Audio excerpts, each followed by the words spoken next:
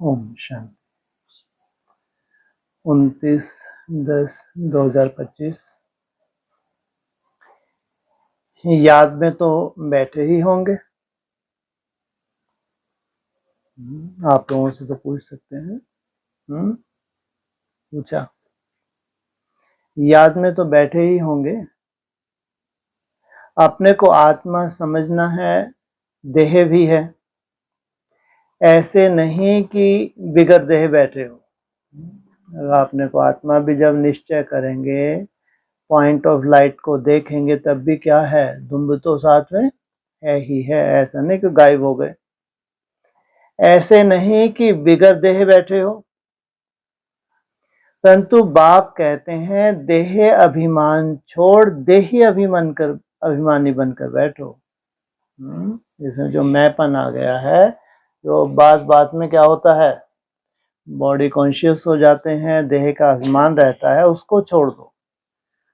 कौन सा चिंतन करवाया, तुम कौन हो? देह की जगह देही आत्मा आ जाए। देही अभिमान है शुद्ध, देह अभिमान है अशुद्ध। देह अभिमान में क्या क्या आ जाता है? 63 जन्मों के संस्कार, वो क्या है, सब अशुद्ध हैं। और आत्मभान, तुम जानते हो देही अभिमानी बनने से हम शुद्ध पवित्र बन रहे हैं। देह में देही, देह है, देह में उस पॉइंट को निहारना, इसको क्या कहेंगे, देही। देह अभिमानी बनने से अशुद्ध अपवित्र बन गए थे। पुकारते भी हैं, हे पतित पावन आओ। पावन दुनिया थी, अभी पतित है, फिर से पावन दुनिया जरूर होगी। सृष्टि का चक्कर फिरेगा। जो इस सृष्टि चक्र को जानते हैं उनको कहा जाता है स्वदर्शन चक्रधारी, जिनको ये निश्चय हो गया। जो कल पहले वाली हमारी दुनिया थी, अभी फिर आने वाली है, इनको कहेंगे स्वदर्शन चक्रधारी। तुम हर एक स्वदर्शन चक्रधारी हो। स्व आत्मा को सृष्टि चक्र का ज्ञान मिला है। ज्ञान किसने दिया? जरूर वह भी स्वदर्शन चक्रधारी होगा। किसने दिया? शिव बाबा। सिवाय बाप के दूसरा कोई मनुष्य सिखला न सके। वह सुप्रीम रूह ही बच्चों को सिखलाते हैं। कहते हैं बच्चे, तुम देही अभिमानी बनो। सतयुग में यह ज्ञान अथवा शिक्षा देने की दरकार नहीं रहेगी, ना वहां भक्ति है। ज्ञान से वर्षा मिलता है, बाप श्रीमत देते हैं, ऐसे तुम श्रेष्ठ बनेंगे। तुम जानते हो हम कब्रिस्तानी थे, अब बाप श्रेष्ठ परिस्थानी बनाते हैं। यह पुरानी दुनिया कब्र दाखिल होनी है। मृत्यु लोक को कब्रिस्तान ही कहेंगे। परिस्थान नई दुनिया को कहा जाता है। ड्रामा का राज बाप समझाते हैं। इस सारी सृष्टि को भंबोर कहा जाता है, और इस भंबोर को क्या होना है, अभी आग लगनी है। बाबा ने समझाया है, सारी सृष्टि पर इस समय रावण का राज है। दशहरा भी मनाते हैं, कितना खुश होते हैं। बाप कहते हैं सब बच्चों को दुख से छुड़ाने मुझे भी पुरानी रावण की दुनिया में आना पड़ता है। एक कथा सुनाते हैं। कोई ने पूछा, पहले तुमको सुख चाहिए या दुख? आप लोगों को कोई पूछे, पहले आपको क्या चाहिए, सुख या दुख? पहले दुख। अति सुंदर। पहले दुख माना दुख भोग दे, फिर सुख ही सुख, ऐसा इसलिए?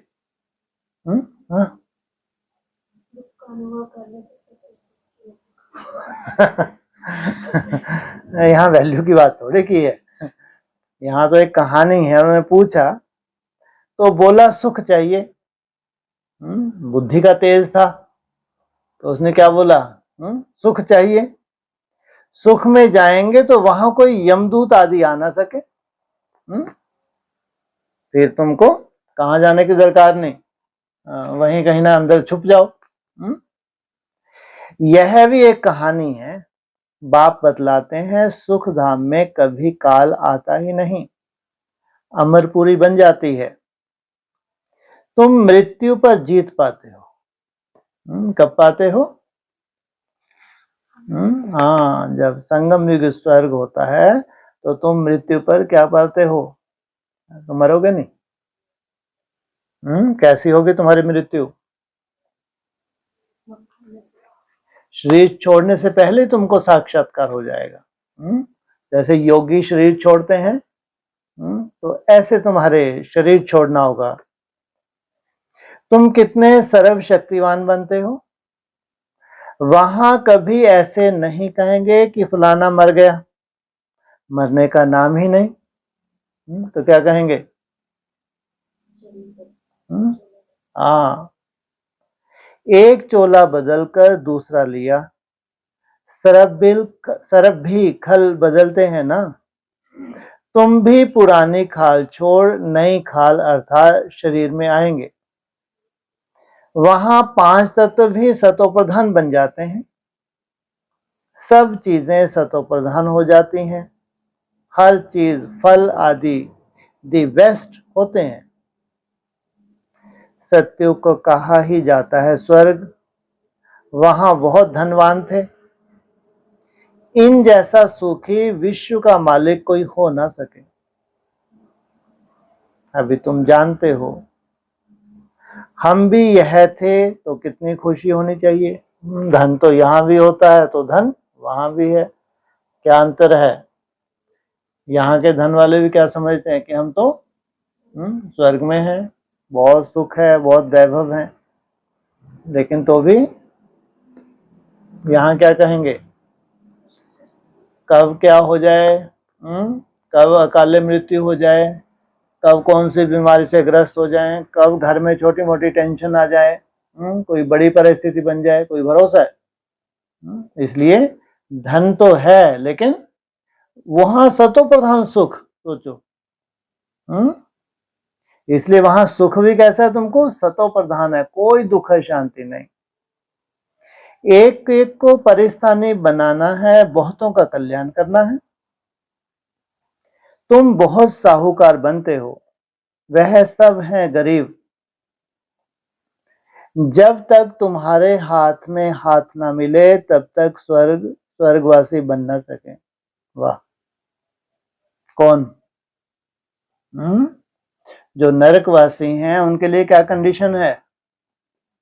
भगवान तुमको मिला है, जब तक तुम्हारे हाथ से हाथ ना मिले, तुम्हारे द्वारा परिचय ना मिले, तब तक वो स्वर्गवासी नहीं बन सकते।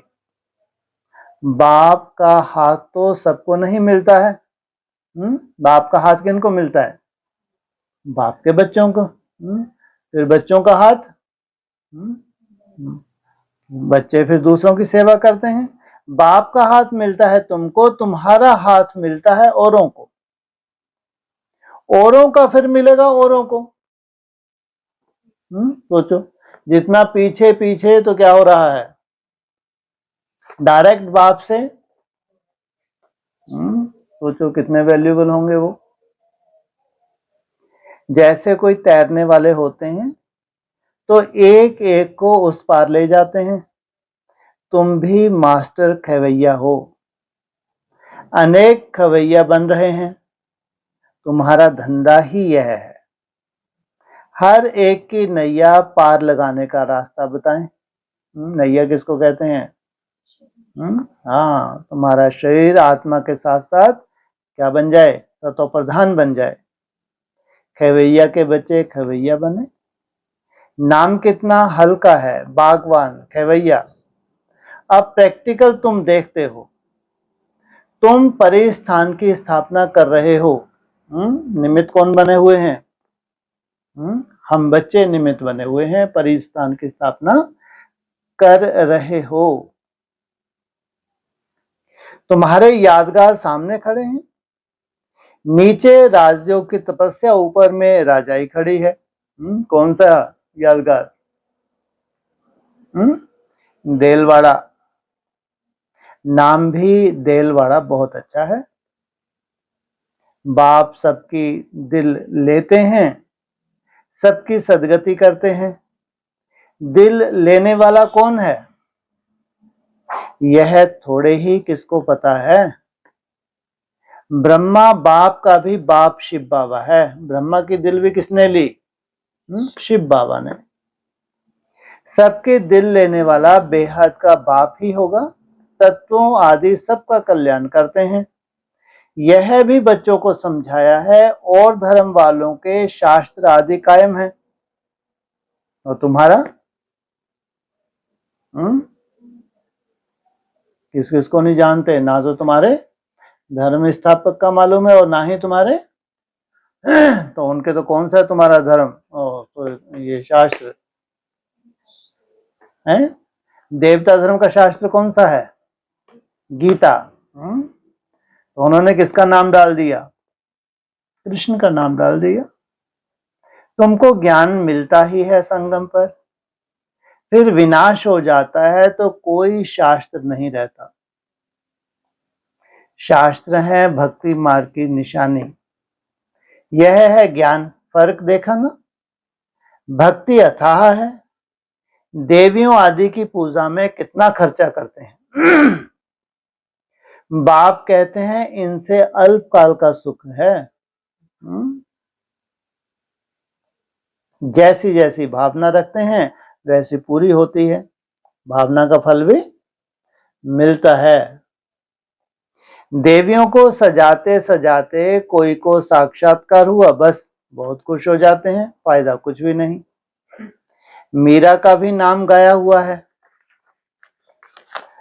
भक्त माला है ना, फीमेल में मीरा, मेल्स में नारद शिरोमणि भक्त माने हुए हैं। तुम बच्चों में भी नंबरवार हैं। माला के दाने तो बहुत हैं। ऊपर में बाबा है फूल, फिर है युगल मेरू। फूल को सब नमस्ते करते हैं, एक एक दाने को नमस्ते करते हैं। रुद्र यज्ञ रचते हैं तो उनमें भी जास्ती पूजा शिव की होती है। उसके साथ जितने भी होते हैं उनको क्या कहते हैं? शालिग्राम। शालिग्रामों की इतनी नहीं करते। सारा ख्याल शिव की तरफ रहता है, क्योंकि शिव बाबा द्वारा ही शालिग्राम ऐसे तीखे बने हैं। क्या बन रहे हो अभी? कुछ कुछ सेकंड जो पॉइंट ऑफ लाइट में टिकते हो, ये क्या बन रहे हो? शालिग्राम। जैसे अब तुम पावन बन रहे हो, पतित पावन बाप के बच्चे, तुम भी मास्टर पतित पावन हो। अगर किसको रास्ता नहीं बताते तो पाई पैसे का पद मिल जाएगा, फिर भी बाप से तो मिले ना। वह भी कम थोड़े ही है। सबका फादर वह है। श्री कृष्ण के लिए थोड़े ही कहेंगे। श्री कृष्ण किसका फादर बनेगा? श्री कृष्ण को फादर नहीं कहेंगे। बच्चे को फादर थोड़े ही कह सकते हैं। फादर तब कहा जाता है जब युगल बने, बच्चा पैदा हो, फिर वह बच्चा फादर कहेगा। दूसरा तो कोई कह ना सके। बाकी तो कोई भी बुजुर्ग को बापूजी कह देते हैं। शिव बाबा तुम बच्चों को बड़ी बड़ी, शिव बाबा तो सबका बाप है। गाते भी हैं ब्रदरहुड। ईश्वर को सर्वव्यापी कहने से फादरहुड हो जाता है। क्या हो गया? आत्मा सो परमात्मा कह दिया जहां देखें। लेकिन सोचो संगम युग पे क्या होता है? जब तुम बाप समान बनते हो, क्या बोला है व्यक्तवाणी में? जहां देखें तू ही तू। तुम बच्चों को बड़ी बड़ी सभाओं में समझाना पड़ेगा। हमेशा कहां भी भाषण पर जाओ तो जिस टॉपिक पर भाषण करना है उस पर विचार सागर मंथन कर लिखना चाहिए। बाप को तो विचार सागर मंथन नहीं करना है, कल्प पहले जो सुनाया था वह सुनाकर जाएंगे। तुमको तो टॉपिक पर समझाना है, पहले लिखकर फिर पढ़ना चाहिए। भाषण करने के बाद फिर स्मृति में आता है, यह पॉइंट्स नहीं बताई, यह समझाते थे तो अच्छा था, ऐसे होता था। कोई ना कोई पॉइंट्स भूल जाती हैं। पहले पहले तो बोलना चाहिए, भाई बहनों आत्म अभिमानी होकर बैठो। इसलिए सबसे पहले हमको भी कौन सा परिचय दिया, तुम क्या हो, इसी में कितनी तकलीफ होती है। या सहज है? क्या होती है तकलीफ, कैसे है? मैं ज्योतिष रूप आत्मा हूँ, भ्रुकुटी में बैठ के फला कर्म कर रही हूँ, इसमें क्या तकलीफ है? शुरुआत तो यात्रा यहीं से होती है ना। एक दो को भ्रुकुटी में क्या देखना, बिंदु को देखना, इसमें क्या तकलीफ है? ये अलवेलापन है, दिन भर याद ही नहीं आता है, मुखड़े देखते रहते हैं। सोचो है ना, थोड़ा अटेंशन अगर दिया जाए तो इसमें क्या दिक्कत है? प्रैक्टिस ही तो है। तो ऐसे होता है, कोई ना कोई पॉइंट्स भूल जाती हैं। पहले पहले तो बोलना चाहिए, भाई बहनों आत्म अभिमानी होकर बैठो, यह तो कभी भूलना नहीं चाहिए। ऐसे कोई समाचार लिखते नहीं हैं। पहले पहले सबको कहना है आत्म अभिमानी हो बैठो। वो तो नए नए होते हैं, तुम कम से कम जब यहाँ बैठते हो तो कैसे बैठते हो? कथा सुनने के लिए। आत्म अभिमानी माना भ्रुकुटी में बैठ के कानों से सुनते हैं, आंखों से देखते हैं। तुम आत्मा अविनाशी हो। अभी बाप आकर ज्ञान दे रहे हैं, बाप कहते हैं मुझे याद करने से विकर्म विनाश होंगे। कोई तो देहधारी को मत याद करो, कोई भी देहधारी को मत याद करो, अपने को आत्मा समझो। हम वहां के रहने वाले हैं। तुम्हारा तो ये 1 घंटा चारिटी वेस्ट हो जाता है मुरली के चक्कर में, है या भरी लेते हो? है कभी कभी मतलब इसमें क्या दिक्कत है? अगर तुम यहां से उड़ के पॉइंट ऑफ लाइट में बैठ के नहीं सुन सकते क्या? 100% दो ना अपने को, नहीं तो माथा भारी। चलो 1 घंटा तो गया, चार्ट आज का ये और कम हो गया। तो मत दे दो जवाब, तो ही कर दो, मुस्कुरा दो, उसमें कम से कम चार्ट तो बन गया है? और अगर आ रहा है तो जवाब दे दो, उसमें क्या है? थोड़ी देर के नीचे आ जाओ कुछ सेकंड के लिए, फिर टंग जाओ ऊपर। है ना, ये पॉसिबल है अगर तुम करके देखो। चाहे भ्रुकुटी में बैठ के आत्मा चमक रही है, कानों से सुन रही है, अगर ये फीलिंग होती तब भी तुम पूरा भरो। या तुम इससे ऊपर डिटैच होके सुन रहे हो तो भी पूरा भरो, क्यों नहीं भर सकते? एक दिन भर लगे हैं, इसे थोड़ा हल्के हो गए, हल्के होके ही बैठते हैं कि अब ढंग से ये तो सुने, नहीं तो ये भी भारी बना। तो अपने को आत्मा समझो, हम वहां के रहने वाले हैं। हमारा बाबा कल्याणकारी शिव है, हम आत्माएं उनके बच्चे हैं। बाप कहते हैं आत्म अभिमानी बनो, मैं आत्मा हूं। बाप की याद से विकर्म विनाश होंगे। जब आत्म अभिमानी होंगे तो कैसी फीलिंग होगी? तुम्हारा तीसरा नेत्र कहाँ रहेगा? देह तो रहेगी रहेगी, लेकिन तीसरा नेत्र कहाँ रहेगा? उस पॉइंट ऑफ लाइट पे। गंगा स्नान आदि से विकर्म विनाश नहीं होंगे। बाप का डायरेक्शन है तुम मुझे याद करो। वो लोग गीता पढ़ते हैं, यदा यदा ही धर्मस्य ग्लानि कहते हैं, परंतु अर्थ कुछ भी नहीं जानते। जितनी धर्म की ग्लानि अभी हुई है, हिस्ट्री में चले जाओ पीछे, इतनी ग्लानि कभी हुई ही नहीं। तो बाबा सर्विस की राय देते हैं। शिव बाबा कहते हैं अपने को आत्मा समझ शिव बाबा को याद करो। दोनों में बहुत अंतर है। अपने को आत्मा समझ शिव बाबा को याद करो तो वैसे भी शिव बाबा को याद करते हैं, वो भक्ति मार्ग के खाते में चले जाता है।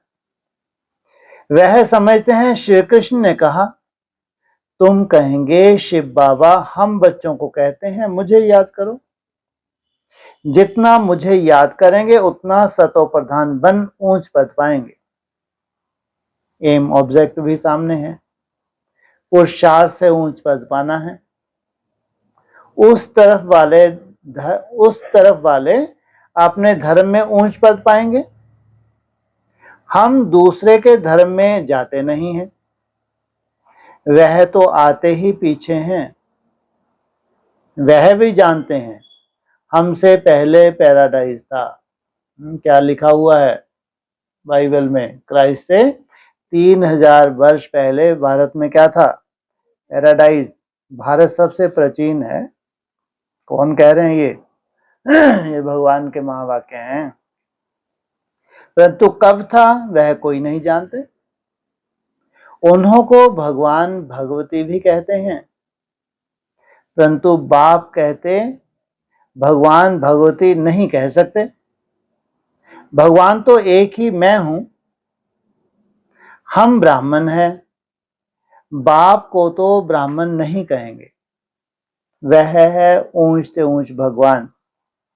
उनके शरीर का नाम नहीं है, तुम्हारे सब शरीर के नाम पढ़ते हैं। आत्मा तो आत्मा ही है, वह भी परमात्मा है। उस आत्मा का नाम है शिव। वह है निराकार। शिव माना कल्याणकारी। ना सूक्ष्म ना स्थूल शरीर है। ऐसे नहीं कि उनका आकार नहीं है। जिसका नाम है आकार भी जरूर है। किसका? शिव का। जिसका नाम है उसका आकार भी जरूर है। नाम रूप बिगर कोई चीज है नहीं। केवल बिंदी बिंदी नहीं। इसका मतलब क्या है? उसका नाम भी है तो स्वरूप क्या है? अव्यक्त ज्योतिर्लिंगम। तो बच्चे भी नाम रूप से न्यारे, फिर तो कोई चीज सृष्टि हो ना सके। अब तुम अच्छी रीति समझा सकते हो। गुरु लोग पिछाड़ी में समझेंगे। अभी उन्हों की बादशाही है। जितने भी गुरु लोग हैं, चाहे ब्राह्मणों की दुनिया के चाहे लौकिक दुनिया के, इनके बुद्धि में कब बैठेगा? बाद में। तुम अभी डबल अहिंसक बनते हो। अहिंसा परमो देवी देवता धर्म डबल अहिंसक गाया हुआ है। किसको हाथ लगाना, दुख देना, वह भी हिंसा हो गई। बाप रोज रोज समझाते हैं, मनसा वाचा कर्मना, किसको दुख नहीं देना है। मनसा में आएगा जरूर। सतयुग में मनसा में भी नहीं आता। सोचो, यहां किसने चूंचा कर दिया तो आएगा जरूर, लेकिन वहां कोई विकार नहीं होता। यहां तो मनसा वाचा कर्मना आता है। यह अक्षर तुम वहां सुनेंगे भी नहीं, ना वहां कोई सत्संग आदि होते हैं। सत्संग होता ही है सत्य द्वारा, सत्य बनने के लिए। सत्य एक ही बाप है। बाप बैठ नर से नारायण बनने की कथा सुनाते हैं, जिससे तुम नारायण बन जाते हो। क्या अंतर है कृष्ण और नारायण में? है जी? कृष्ण भी तो संपूर्ण है। वो कला थी। नारायण तो 16 कला गाया जाता है। तुम डायरेक्ट नर से नारायण, नारी से लक्ष्मी, तुम अपने शरीर को रिजिग्नेट करते हो। तो तुम्हारा जब प्रत्यक्षता होगी किस रूप से होगी?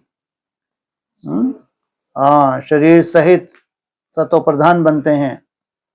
फिर भक्ति मार्ग में सत्यनारायण की कथा बड़े प्यार से सुनते हैं। तुम्हारा यादगार देलवाड़ा मंदिर देखो कैसा अच्छा है। जरूर संगम युग पर ही दिल ली होगी ना। दिल में क्या होता है? हमारा हिसाब किताब पूरे कहाँ हैं? दिल में। और दिल की कौन ले लेता है? भगवान। तो उसने अपनी दिल, फिर तो उनके दिल में क्या है? शून्य। वो तुमको कहाँ टिका देते हैं। तो आदि देव और आदि देवी बच्चे बैठे हैं, यह है रियल यादगार। उनकी हिस्ट्री ज्योग्राफी कोई नहीं जानते सिवाय तुम्हारे, तुम्हारा ही यादगार है, यह भी वंडर है। लक्ष्मी नारायण के मंदिर में जाएंगे तो तुम कहेंगे यह हम बन रहे हैं। क्राइस्ट भी यहाँ है। कहाँ है क्राइस्ट? भी यहाँ है, कहाँ है? ब्राह्मणों की दुनिया में कहीं ना कहीं ये सब भी अभी वर्तमान पार्ट पे जा रहे हैं। बहुत कहते हैं क्राइस्ट बैगर रूप में है। तमो प्रधान अर्थात बैगर हुआ ना, पुनर्जन्म तो जरूर लेंगे ना। श्री कृष्ण प्रिंस सो अब बैगर है। गोरा और सांवरा, तुम भी जानते हो भारत क्या था अब क्या है। बाप तो है ही गरीब निवाज। मनुष्य दान पुण्य भी गरीबों को करते हैं, ईश्वर अर्थ बहुतों को अनाज नहीं मिलता है। आगे चल तुम देखेंगे बड़े बड़े साहूकारों को भी अनाज नहीं मिलेगा। क्यों भाई, क्यों नहीं मिलेगा? बोलो। पैदा ही नहीं होगा। इसलिए जब विनाश का बताया है उस वक्त क्या पड़ेगा? अकाल पड़ेगा। गांव गांव में भी साहूकार रहते हैं ना, जिनको फिर डाकू लोग लूट ले जाते हैं। मरते में फर्क तो रहता होगा, है ना। बाप कहते हैं पुरुषार्थ ऐसा करो जो नंबर 1 में जाओ। टीचर का काम है सावधान करना, पास विद ऑनर होना है। यह बेहद की पाठशाला है, यह है ही राजाई स्थापन करने के लिए राजयोग। इसलिए थोड़ी सी आत्माओं के लिए है, उनका परिवर्तन हुआ तो पूरे विश्व का परिवर्तन हो जाता है। फिर भी पुरानी दुनिया का विनाश होना है। इधर तुम राजयोग सीखते हो, दूसरी तरफ पुरानी दुनिया का लाश, नहीं तो राजाई कहां करेंगे। यह तो है ही पतित धरने, और जहां तुमको राजाई करनी है वो पावन धरने। मनुष्य कहते हैं गंगा पतित पावनी है। बाप कहते हैं इस समय 5 तत्व सब तमो प्रधान पतित हैं। सारा गंध किचड़ा आदि वहां जाए पड़ता है। मछलियां आदि भी उसमें रहती हैं। पानी की भी एक जैसी दुनिया है। पानी के जीव कितने रहते हैं। बड़े बड़े सागर से भी कितना भोजन मिलता है। कौन सा भोजन मिलता है मनुष्यों को? मछली का भोजन मिलता है। तो गांव हो गया ना, गांव को फिर पतित पावन कैसे कहेंगे? उनका क्या हो गया? सागर, मछलियों का एक गांव हो गया। तो उस गांव में रहने वाले क्या हो गए? फिर गांव को फिर पतित पावन कैसे कहेंगे? बेहद की मछलियां कहाँ होती हैं? ज्ञान सागर में। अच्छा,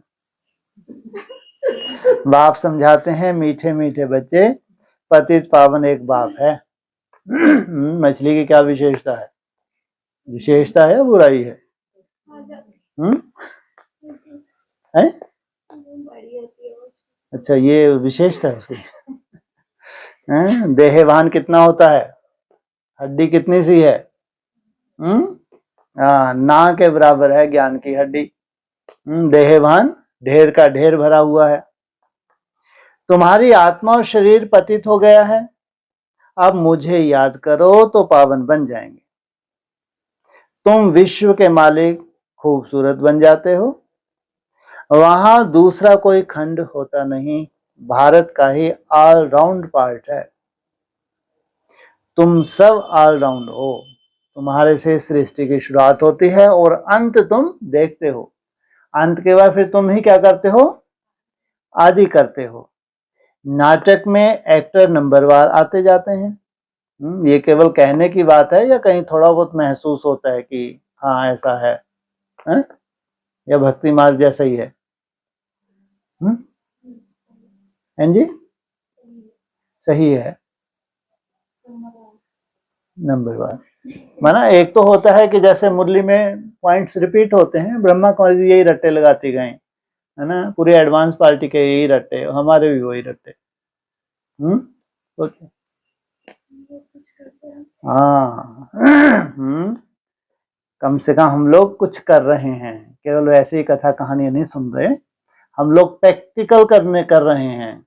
सोचो, जो बच्चे प्रैक्टिकल कर रहे हो, हिम्मत रख रहे हो, तो भगवान की कितनी मदद मिलेगी उनको, मिलनी चाहिए नहीं मिलनी चाहिए। तो नाटक में एक्टर नंबरवार आते जाते हैं, यह भी ऐसे है। बाबा कहते हैं तुम समझो हमको भगवान पढ़ाते हैं। लो, बाबा कहते हैं तुम समझो हमको भगवान पढ़ाते हैं, हम पतित पावन गॉड फादरली स्टूडेंट हैं। उसमें सब आ गया, किसमें सब आ गया? क्या समझो कि भगवान हमको पढ़ा रहे हैं। अब जिनको भगवान पढ़ाएं उनकी तो फिर कल्पना करके देखो, कैसे स्टूडेंट होंगे जो पढ़ाई पढ़ते हैं, उनका वर्षा कैसा होगा, उनका भविष्य कैसा होगा, उसमें सब आ गया।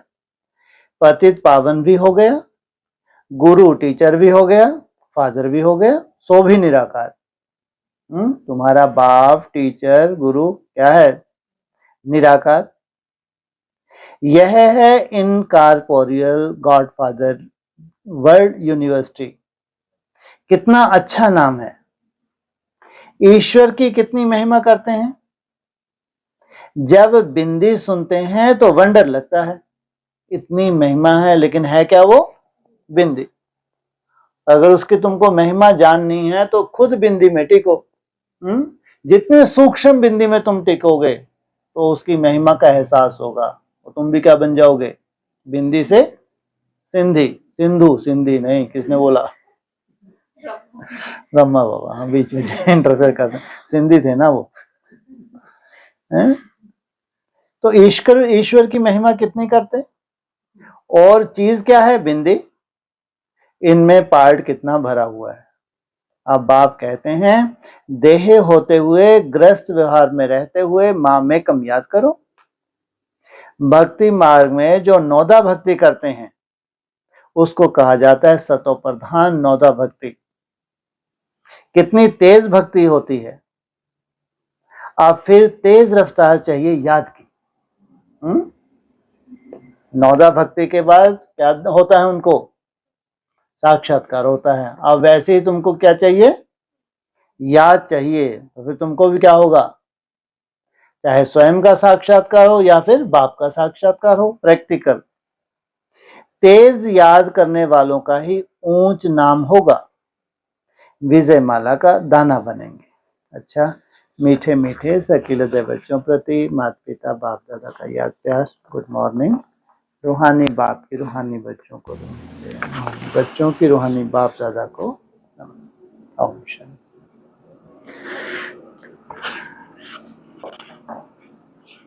अजय बोला ना कि शिव बाबा तो सबका बाप है, गाते भी है ब्रदरहुड। ईश्वर को सर्वव्यापी कहने से फादरहुड हो जाता है। जहां देखो तू ही तू। तो बच्चों की बात तो रही ही नहीं, कहाँ है वो सबका बाप और सब क्या है उसके बच्चे। जब सभी बाप हो गए तो कौन किसको याद करे? इसलिए बाप आके कहते हैं कि तुम सब क्या हो? मेरी संतान हो। तुम पतित बन गए हो, और अगर पावन बनना है तो मुझे याद करो। तो इसलिए वो जो उनकी भावना बैठी है ईश्वर सर्वव्यापी, सबसे जास्ती पतन हुआ है। भगवान को सर्वव्यापी करने से हमारा पतन हुआ है। हमने सोचा कितनी महिमा की है हमने भगवान की, वास्तव में क्या हुआ है? उसका अस्तित्व हमने क्या किया? गुम कर दिया। तो वो समझते हैं महिमा महिमा नहीं, उससे पतन हुआ है। हाँ जी, लास्ट में तो ऐसे होगा ना, जहाँ देखे तो वो स्टेज की बात है, वो वास्तविकता नहीं है। जहां देखे तू ही तू, माना आत्मा इतनी भरपूर हो गई, जैसा भरपूर भगवान है निराकारी स्टेज में आत्मा भी टिक गई, तो जितने भी गुण और शक्ति हैं आत्मा ने धारण कर लिए। किससे किए हैं? हाँ, लेकिन आत्मा सो परमात्मा नहीं, लेकिन परमात्मा की स्टेज धारण कर लिया। अब इसका तो फिर क्या होगा, ये चक्कर में आएगी तो कलाएं कम होने लगेंगी। नहीं तो उसकी जगह स्थिर रहे ना, जैसा वो सदा ही स्थिर है, उसका तो कभी भी बैटरी डाउन होती ही नहीं है। तो तुम्हारी बैटरी चार्ज करने के लिए आता है। इसलिए दुनिया वाले कहेंगे जहां देखें तू ही तू, लेकिन हम जानते हैं कि हमको किसने बनाया है। इसलिए दुनिया वाले ये बोलते हैं जहां देखें तू ही तू, कि इतने भरपूर बच्चों को कर देता है। हाँ जी।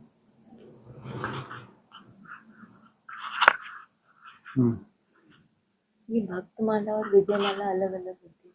हाँ जी। तो भक्तमाला में जब मीरा को नंबर 1 बताते हैं, विजयमाला में ऊपर शिव और फिर मेरुदंड। हाँ जी। तो वो कौन सी मीरा के लिए कहें? क्योंकि वो भक्तमाला की जब बात आती है तो 500 वर्ष पहले जितने भी पावरफुल एक्टर थे, तो उनका एक तरह से ये कहो कि वहाँ एक पार्टी था। जब मुसलमान कन्वर्ट कर रहे थे तो उस वक्त सबका पार्ट था, जैसे कि थामना का, तो वो उसको बाबा ने भक्तमाला का इशारा दिया है। चाहे कबीर हो, रैदास हो, ये सूरदास हो, जितने भी वैल्यूएबल एक्टर थे वहां उन्होंने क्या की, भक्ति के द्वारा जैसे कि थामा है, कन्वर्ट होने से थामा है। तो भक्तमाला में बाबा ने 2 का नाम लिया। नारद तो कोई हिस्ट्री में नहीं है, नारद की तो कोई हिस्ट्री नहीं है, मीरा की तो हिस्ट्री है। लेकिन एक को कहां से उठाया बाबा ने? शास्त्रों से। और दूसरे को कहां से उठाया? हिस्ट्री से। यादगार कहां की है? संगम युग की है। संगम युग पे नारद भी है तो मीरा भी है। तो इन दोनों का ही क्यों जिक्र करते हैं भाई? और भी तो हैं, रैदास भी तो होगा, सूरदास भी तो होगा, जितने भी उनके साथ हैं तो वो तो होंगे ना, कम से जो हिस्ट्री में रहे हैं। तो इन 2 का ही जिक्र क्यों करते हैं? अव्वल नंबर बोला। हाँ ठीक है, क्यों?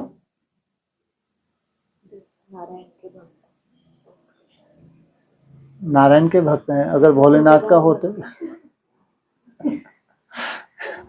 एक भी देखो, भोलेनाथ का भक्त एक नहीं लिया, कैसा लगता होगा उनको, है ना? भोलेनाथ की माला में तो पूरे ही आ जाते हैं। अच्छा, रुद्र माला में तो पूरे ही आगे, पूरा विश्व सबसे बड़ी बताया रुद्र की माला। ये 800 करोड़ किसकी माला है? रुद्र। कोई बड़ी बात नहीं है, रुद्र माला में आना कोई बड़ी बात नहीं। बड़ी बात किसकी बताई है? विजय माला में पिरोना बहुत बड़ी बात है। लेकिन भक्त श्रोमणी है कौन कौन? मीरा और नारद। मनमनाभव। तो मनमनाभव में भी कैसे हैं ये? मन कैसा? पहले शुद्ध कर लेते हैं मनमनाभव से, फिर कहाँ टिकते हैं? फिर भक्ति जब इनकी पूरी हो जाती है तो हाँ, फिर बीज रूप अवस्था में टिकते हैं। हम जितने भी हैं पीछे पीछे, हमारी भी पहले भक्ति की स्टेज होती है ज्ञान मार्ग में। जब आदि में बाबा आए तो भी उसमें क्या था? ज्ञान नहीं था। एक तरह से हमारे भक्ति को क्या किया? भक्ति से दूर ले गए, लेकिन अपनी तरह की भक्ति तो थी। तो चाहे मीरा और नारद फर्स्ट क्लास भक्त हैं, तो हम भी क्या थे? हम भी फर्स्ट क्लास भक्त थे। तो जितना जितना हम ज्ञानित्व आत्मा बन रहे हैं, पॉइंट ऑफ लाइट में टिकते जा रहे हैं, उतना उतना हमारी भक्ति छूटती जा रही है। तो नारद जो है किनसे धर्म, कौन से धर्म से कनेक्टेड बताया? बाबा ने इस्लाम धर्म से कनेक्टेड बताया है। और मीरा को चंद्रवंश देवता धर्म से कनेक्टेड बताया है। दोनों को क्या बनना है? पॉइंट ऑफ लाइट में टिकना है, सूर्यवंश में जाना है। तो चाहे और धर्म वाले हैं उनका भी नंबर लगना है, और चाहे चंद्रवंश है उनको भी कहाँ जाना है? उस पॉइंट ऑफ लाइट में टिकना ही है। तो सूर्यवंश कहाँ गया? पहले पहले भक्ति के संस्कार खत्म होते हैं सूर्यवंश के, फिर उनको फॉलो करने वाले और धर्मों में नारद, और सूर्यवंश के पीछे चंद्रवंश में नंबर 1 मीरा, और कोई नंबर 1 नहीं ले सकती। इसलिए कहते हैं 2 का बताते हैं, एक राधा एक मीरा। क्या अंतर था दोनों में? भक्ति मार्ग के हिसाब से एक प्रेमिका थी, एक भक्त दीवानी क्या कहते हैं, वो गीत भी तो है इतना सुंदर है। प्रेम दीवानी, एक प्रेम दीवानी, एक दर्शन, दर्श दीवानी। दर्श दीवानी कौन थी? मीरा। हाँ, लेकिन दोनों में अंतर है। लेकिन अपनी अपनी तरह की भावना है और भावना का फल भी मिलता है। तो संगम युग पे जब भक्ति की बात आएगी तो सबसे श्रेष्ठ मीरा को माना जाएगा, तो वही सबसे पहले क्या बनेगी? ज्ञानी तो आत्मा बनेगी।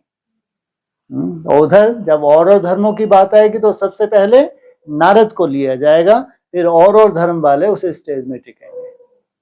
हाँ जी। तो ऐसा कह सकते हैं कि आदि में जब भक्ति थी, शुरुआत हुई, तब भक्तमाला, फिर बीच में रुद्रमाला और लास्ट में विजयमाला। ठीक है, बिल्कुल। रुद्रमाला तो बाबा ने बताया कि बहुत बड़ी है रुद्रमाला। रुद्रमाला का मन का बनना कोई बड़ी बात नहीं, मना अज्ञानियों को भी किसमें ले रखा है। फिर बाबा ने यह भी बोला है कि भक्ति की माला तो बहुत बड़ी है, लेकिन विजय माला में पिरोना, ये जितने भी हैं ब्रह्मा कुमार को, चाहे एडवांस वाले, ये सब क्या हैं? भक्ति की माला में आगे अभी भक्ति तो कर रहे हैं, लेकिन विजय माला में पिरोना ये कोई मासी का घर नहीं है, इतना आसान नहीं है। इसलिए भक्तों की माला तो बहुत बड़ी है, ये भी मुरली में बोला है, लेकिन हमारा टारगेट क्या है? विजय माला में पिरोना। रुद्रमाला भी बहुत बड़ी है, रुद्रमाला का मन का बनना कोई बड़ी बात नहीं, ये भी मुरली के महावाक्य हैं। विजय माला में पिरोना यह है बड़े से बड़ा हमारा टारगेट। और ये जो वाल्मीकि का दिखाते हैं ना पहले, वाल्मीकि का कोई हिस्ट्री नहीं है। वाल्मीकि का तो बताते हैं ये पौराणिक कथाओं के हिसाब से है, क्योंकि उनको ज्ञान देने वाले देवर्षि नारद हाँ, इसलिए हिस्ट्री नहीं है ये। नारद भी हिस्ट्री में नहीं है, वाल्मीकि भी हिस्ट्री में नहीं है। रामायण तो है ना लिखी? रामायण है, लेकिन दो रामायण है, एक वाल्मीकि की रामायण है, एक तुलसीदास। तुलसीदास जो है वो हिस्ट्री में है, और वाल्मीकि कहाँ हुआ है? जब हिस्ट्री में नहीं है तो समझो वो सब यादगार संगम युग का है। तो वाल्मीकि को पहले ही अगर साक्षात्कार होता है, रामायण से पहले ही उसको साक्षात्कार हो, ऐसा बताते हैं। कहीं हिस्ट्री में अगर कहते हैं तो ये रामायण कब लिखी गई, ये तो 500 वर्ष पहले की बात है, वो लगभग 2000 वर्ष पहले बताते हैं। लेकिन ऐसा कोई वाल्मीकि जो कथा बताते हैं वैसा कोई नहीं हुआ है, वो पौराणिक कथाएं हैं। लेकिन ये ये जो क्या नाम है, ये तुलसीदास, ये हिस्ट्री की बात है। अभी जो मालाओं की बात हो रही थी ना, हाँ जी, उसमें 16,000 की भी बाबा बोलते हैं कि माला कई कई मंदिरों में रहती है। फिर वो कौन सी? गरारी के ऊपर चढ़ा देते हैं, बहुत बड़ी माला होती है 16,000 की, 10-12 लोग फिर मिलके उसको खींचते हैं। हाँ जी। तो वो फिर कौन सी लिस्ट कही जाएगी हमारे? माला कौन सी? रुद्रमाला या 16,000 की माला विजय माला ही है। माला का जब भी जिक्र आता है 8, 108 और 16,000, 3 ही माला का जिक्र आता है, उनमें रुद्रमाला नहीं कभी बोलते हैं। हाँ। रुद्रमाला तो सभी, रुद्रमाला के मन के तो सभी हैं, लेकिन विजय माला के 3 कैटेगरी बताई, चाहे 8 से 108 और 16,000, ये 3 कैटेगरी विजय माला की बताई। 9 लाख माला नहीं है ना, इसलिए रुद्रमाला के मन के तो सभी हैं, लेकिन वो फिर जो पुरुषार्थ करते हैं या तो 8 में आओ या 108 में या 16,000 में, ये अक्सर जिक्र आता है। तो 16,000 तक की भी माला है वो पास हुए हैं, उनके ऊपर रखा है 108 को फुल पास, उसके ऊपर रखा है 8 पास विद ऑनर, ये मुरलियों में आया है। और आज बोला कि जब भी भारत का ऑलराउंड पार्ट है, हाँ जी, तब कोई दूसरा खंड नहीं होता है। बिल्कुल बिल्कुल। तो लेकिन अब हम लोगों को मतलब अब क्लैरिटी आ रही है कि जो दूसरे दूसरे धर्म होंगे उन लोगों के भी खंड होंगे। हाँ जी, लेकिन तो, भारत से ही जाएंगे। भारत खंड ही था, लेकिन अब जब और खंड थे, जैसे ये जम्बू द्वीप का कितना बड़ा होगा रूपरेखा, और भारत उसमें छोटा सा खंड है जहां आर्यव्रत है, तो वहां से सृष्टि की शुरुआत हो रही है। जम्बू द्वीप पूरा, उसमें ये एशिया वेशिया सब आ जाएगा, बहुत लंबा चौड़ा है। अगर उसके हिसाब से आप जाएंगे, शास्त्रों के हिसाब से जम्बू द्वीप का बहुत बड़ा विस्तार है, उसमें भारत छोटा सा खंड है जहां से सृष्टि की शुरुआत होती है। लेकिन जम्बू द्वीप का अगर विस्तार करें तो उसमें ये इस्लाम खंड भी आ जाएगा और क्रिश्चियन खंड भी आ जाएगा और बुद्ध खंड भी आ जाएगा, अगर उसकी विस्तार की बात करेंगे। लेकिन जो आर्यव्रत है जहां से सृष्टि की शुरुआत होती है वो है भारत। बाकी जम्बूद्वीप तो हो गई, आगे चल के जो रूपरेखा है वो कैसे कैसे अपने अपने धर्म खंडों में जाके फिर कैसे वहां से सृष्टि की शुरुआत करेंगे, वो आगे की सीन है, वो भी सामने आएगा। हाँ जी, हाँ वो माइक ले लो।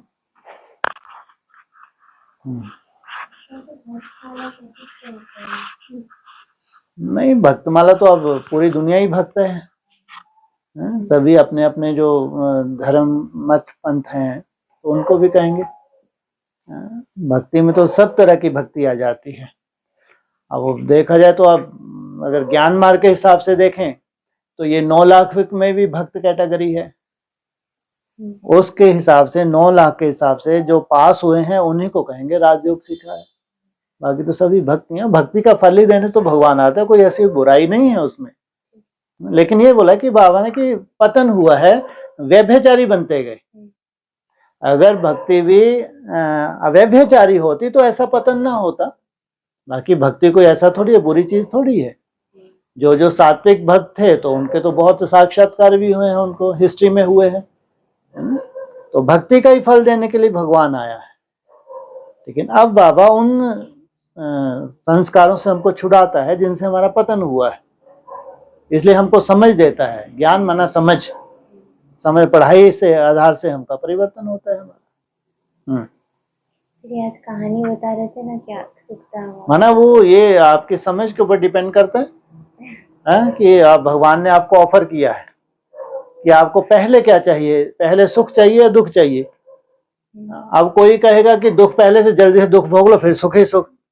अब कोई अब बुद्धि चलाएगा पहले सुख मांग लो फिर वहां से बाहर ही नहीं निकलो, है ना। अब कौन वहां कोई घसीट के थोड़ी ले आएगा तो तुम्हारा खत्म हो गया चल बाहर आ, है ना। मिलो ही नहीं, वहीं गुम हो जाओ। तो बाप तुमको क्या देते हैं आके, ऐसा सुख देते हैं इतना लंबा चलता है वहां जहां कोई दुख ही नहीं है। तो भगवान भी क्या करता है, तुमको सुख ही देता है, दुख नहीं देता। स्वस्थिति का ज्ञान दे देता है। हाँ, तो उसी में सब कुछ समाया हुआ है।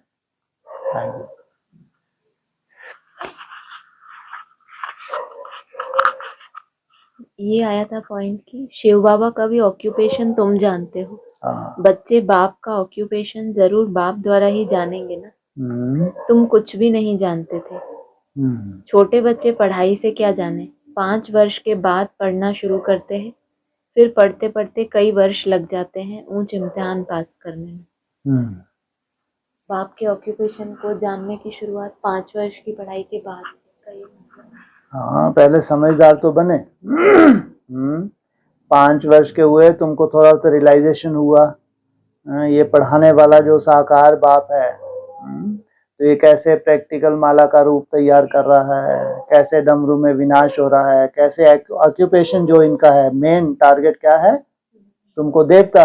विनाश के साथ साथ स्थापना की भी नूंद है, विनाश की भी है लेकिन साथ साथ स्थापना की भी नूंद है। जब तुम थोड़े समझदार बनो तब तुम्हारी बुद्धि में आए कि प्रैक्टिकल परमात्मा पार्ट है, उसमें कैसे स्थापना और विनाश की नूंद है। तो वो उनका ऑक्यूपेशन है। तो 5 वर्ष से तो पहले ही रियलाइजेशन हो जाता है। कहाँ से हो जाता है, किसको हुआ था? आप थे। बाबा के 33 वर्ष हुए हैं, वो तो खुद ही प्रैक्टिकल हो गया। उन्होंने जिनको दिया वर्ष, हाँ जी, दुनिया का, हाँ, तो वो भी तो पहले से ही होता है। पहले से कहाँ? 5 वर्ष तो 2004 के। समझदार कब बनते हैं? नई दुनिया की सौगात तुम बच्चों को दी है तब तो समझदार बने ना। उससे पहले तो क्या था, एक तो भक्ति ही थी, भक्ति से निकाला और तुमको वर्षा दिया। जैसे जैसे बड़े होते हैं तब समझ, जैसे वो बताते हैं ना, जैसे बच्चा होता है कभी अपना रियलाइजेशन करता है, कभी रोने लगता है, कभी हंसने लगता है। बाई माँ क्या होती है वो, है ना, उत्तर भारत का जिक्र करते हैं। तो 3-4 वर्ष तो वैसे ही निकल जाते हैं, उसके कहाँ समझदार बने। रियलाइजेशन ही नहीं हो पा रहा, कभी रोने लगता है, कभी फिर हंसने लगता है, फिर रोने लगता है, हंसने लगता है। फिर जाके 2000 आया 4, अब जाके थप्पा लगता है नई दुनिया के सौगात तुम बच्चों को दे आना जाना का। तब जाके समझ में आता है ये है बापों का बाप, ये कर रहा है कर्तव्य प्रैक्टिकल। और फिर पढ़ते पढ़ते कई वर्ष लग जाते हैं, कई मतलब, हाँ, कई वर्ष लग जाते हैं। अब कई वर्ष लग गए, अभी तक 40 से 50 वर्ष लगते हैं तुमको सतो प्रधान बनने के लिए। नहीं तो काम तो वहीं हो जाना चाहिए था। कौन से सन में? हैं? हाँ, 4 5 चलो ले लो, 7 ले लो, 12 ले लो। 12 भी ज्यादा ही हो गया फिर भी लेकिन अभी तक काम नहीं हुआ, सोचो आप। तो कितना टाइम लग जाता है मुरली के हिसाब से? 20 वर्ष से कौन सी मुरली में बोला? कम ही करते जाओ 40 से 44। इस पढ़ाई को यहाँ पढ़ने में लगते हैं 20 से 22 वर्ष, उसको डबल मुरली के हिसाब से तो वहां लगते हैं 40। ऐसे कैसे घूर घूर के देख रही है? तो वहां डबल माना 40 44। तो 44 वर्ष तुम्हारे कहाँ खत्म हो जाते हैं, पूरे हो जाते हैं? 44 है? अरे अच्छे से तो जोड़ो, पूरा 34 ही ठीक हो रहा 33 34 पूरे हो गए। एक्यूरेट होना चाहिए ना, जितना बोला एक्यूरेट ही होगा। ऐसे हो 1 वर्ष कम कर दो बढ़ा दो, ऐसे कैसे काम चलेगा? क्यों गिनेंगे? जब से आपका जन्म हो तब से गिनो, जबरदस्ती।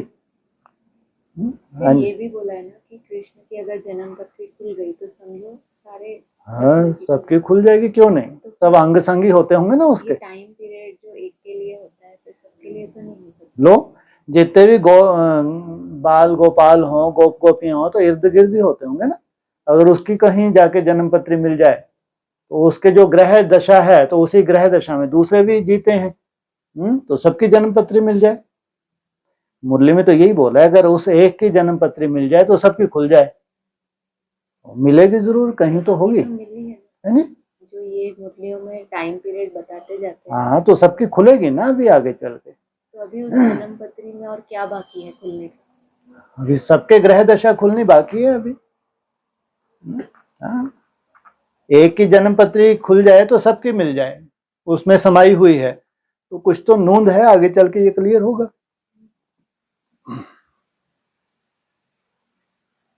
इसी पॉइंट में आगे है कि अभी भी कोई अच्छे बच्चे शरीर छोड़ते हैं तो बहुत अच्छे घर में जन्म लेते हैं, तो गोल्डन स्पून इन माउथ मिलता है। इन एडवांस तो जाएंगे ना कोई पास। देखो जिनको खास विशेष पुरुषार्थी थे उनको जाना था इन एडवांस, और उनको फिर कोई विशेष कार्य करके दिखाना था, ये भी बोला हुआ है।